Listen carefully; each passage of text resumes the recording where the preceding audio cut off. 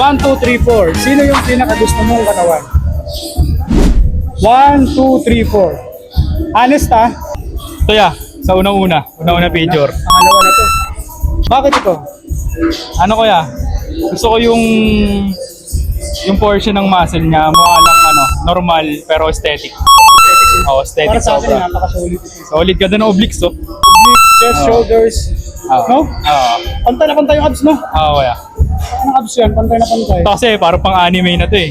Dragon Ball, no? Dragon Ball Si yan. ano to, Si Idol yan eh. Ngayon, pag nahulaan mo tong apat, bibigyan kita ng 100 pesos.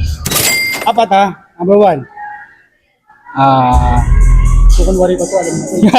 Smart fit yan. Pangalawa, Si KP man. pangatlo, Si Kuya B. ito. Tapos si ano yan, si Idol yan, si Eric.